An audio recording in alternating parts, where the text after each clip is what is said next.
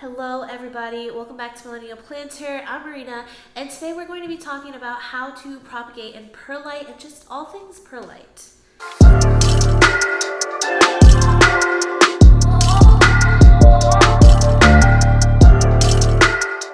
In this video, I'm quickly going to be covering how to perlite propagate, what is perlite, why to choose this over any other propagation method, how to successfully do it, and just some frequently asked questions. And at the end, we're going to pot up some of these perlite propagations of mine that are desperately needing to be potted up, so you all can take a look at that and see how the roots look and how healthy they are. So I'm covering all the topics. If that's something you're interested in, give the video a thumbs up. And just to quickly give a brief synopsis on me and like perlite propagation and how I got started in all of it. I just started experimenting with different propagation methods, and obviously moss is a big one, and I just was constantly rotting things in moss, and I still love to water propagate also. It's just really annoying having so many cups of water everywhere, especially if you're a person like me and really klutzy. And last year I was propagating a piece of my Monstera albo, and I saw it rotting while it was in water, and I ended up just sticking it in perlite, not really knowing what perlite propagation was all about. I have just like briefly seen some videos on it, and I just kind of winged it, and it ended up working out really well and has quite easily become my favorite propagation method. So if you don't know what perlite is, it's basically just the white rocks you see in soil, and it's actually heated volcanic rock, which is interesting. Here is my Hoyacea rock. As you can see, it has some really beautiful roots, and it's doing so well. I'm so excited about this plant. I can't wait to pot it up. That's what perlite is. A lot of people use it for soil amendment to make their soils more airy and chunky. I don't really like to use perlite in my soil, but I like to use it for propagation, and I just fill up any clear container. I like using clear stuff because I'm able to see the roots. As you can see though, you do get some algae growth. Algae just likes it here. They like the clear containers apparently, and the mixture of the sunlight or the grow lights makes algae grow. It doesn't really hurt your plants. Whenever you're done propagating and you take the plant out, you can always just clean the glass or clean the perlite and obviously reuse it. Now, for the watering part is actually the most crucial step in my opinion. I always fill the water line below the plant, so I will add probably about a quarter cup of water into the container or whatever I'm propagating in, and I will put the cutting on top so that it's not actually touching the water. I've seen people actually fill up the jar and have perlite and water completely filled. To me, that can lead to some rotting issues, but that's also something you can just experiment with. I might experiment with like a pothos or something to see how that does, but I always leave the cutting above the water line, and through this thing called capillary action, the water is able to make its way up to the plant, which is really cool. And when it comes to when to water my propagation or your container or your jar, I always wait until it kind of dries out. In this glass, you can tilt it to see the water line and to see where the water is. You can also see little droplets from condensation building up, and whenever the water is gone and I don't see any condensation, then I will add some more water. With fertilizer, some people ask me if they can fertilize it. I wouldn't really fertilize it. Maybe if you start to see some roots, you can lightly add some fertilizer, but I usually don't fertilize mine until I pot it up. So that's your quick rundown on perlite propagations. If you have any questions, just definitely leave them in the comments. I will answer them the best that I can. I feel like I have a pretty good experience with perlite propagations, and yeah, it's going really well for me. I'll show you some other stuff that I'm propagating too. So in this bin, this is actually like a bread bin, I think, a bread holder. I filled it halfway with perlite, and I put a little bit of water at the bottom so that it was able to fill up the bottom. And if you open it up, you can see I have a Burromarx Fantasy in here, Philodendron melanochrysum, and a Anthurium veitchii, or a king Anthurium. And they're actually doing really great. I'm shocked. Well, the Anthurium I just put in there, so we're not going to check on that one yet. But the Philodendron has been in here for, I don't know, maybe 3-ish weeks. And you can see that there. This was actually an import from Indonesia, and I completely, I just took the roots off. I cut the roots off, and I decided just to propagate it myself so I can have a healthier root system. The Burrow Marks Fantasy is doing amazing.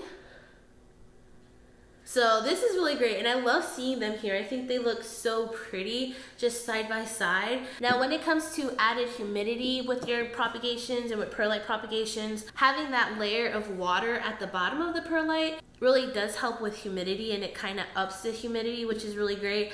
But I will start everything in a cup like this, and if 2 weeks go by and it's not really doing anything, or maybe it's gotten a little bit soft, then I'll go ahead and stick it in a prop bin like this. Some people also cover the top of the cup or container with plastic bag just to help with the water not evaporating so fast. So if you live in a drier climate, definitely recommend doing that so you're not constantly having to water this thing, because that is my other good thing I really love about perlite, is that you can kind of treat it like soil, where you can wait for it to dry out and then water it again. It's not like sphagnum moss that gets so insanely dry and then you have to worry about rotting something if you get it too moist, you know what I'm saying? Here I have an Australis Lisa, a Super Splash Hoya, and a Syngonium 3 Kings, and they're all rooted in here. I actually need to pot these guys up. They are just so well rooted and so happy and growing, and you can see the roots coming through, and you can also see all the algae that's built up on here. Sometimes the perlite does get a little too gross and I'll throw that away, but I try to reuse everything that I can. Here I have just I think this was a pineapple container that I use, and I have a verrucosum stub in there, and you can see that leaf is about to emerge and come out, and I'm so excited. It is rooting in there nicely, and I do have it in here just to add some humidity, so I'm able to leave a layer of water in there so that it's able to get nice and humid once I put the lid on. And in here I also have another takeout sandwich container, and alas, another little verrucosum wet stick, and you can see the leaf right there, which is so cool.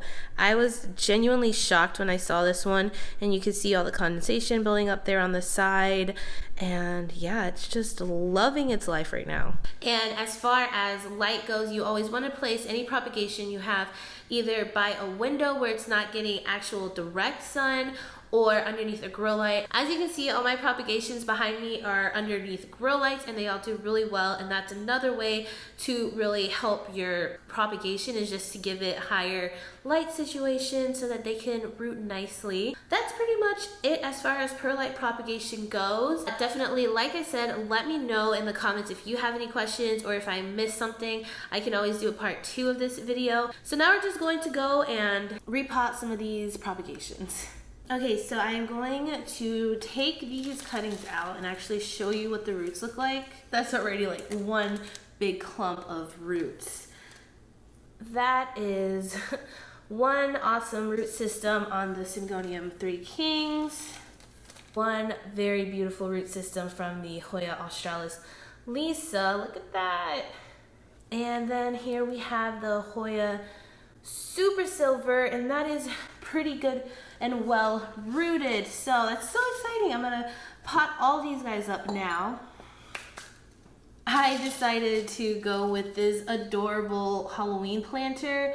This was actually 3D printed, and it has a drainage hole, which is a plus. I'm going to put the Australis Lisa in there. And as far as my soil mixture, I use coco coir, pumice or perlite, orchid bark, and charcoal. And this is a new mix that I've been making. I usually don't use charcoal ever, but I think I'm going to start using it if I can't get pumice instead of perlite, because I don't like using perlite in soil. And yeah, this mix has been really great. And I use this mix for everything, for my aeroids, my monsteras, for my Hoyas, just every plant gets this soil mixture. So I think that's going to look so cute. The other good thing is that you don't have to worry about getting all the perlite off of the roots, because in my experience, it hasn't affected the health of the plant at all, especially since perlite's already in the soil. I feel like it's fine. There we go. Look at that. Oh, it's so cute. I am so ready for fall to be here. I'm such a spooky season type of girl. Next, I'm just going to put this Syngonium 3 Kings in this terracotta pot. That is the root system for you. Like I said, I'm not gonna take the perlite out. There's that little cutie. And there's a cute little Hoya Super Splash all potted up. But that wraps it up for this video. I hope this really was able to help you out and answer any questions that you have. I would love if you shared your perlite propagation pictures with me on Instagram. I love seeing those, and definitely let me know if you have questions. I'd be more than happy to help you out any way that I can. I appreciate you all, and as always, I hope you all are staying safe, sane, happy, and healthy. Bye!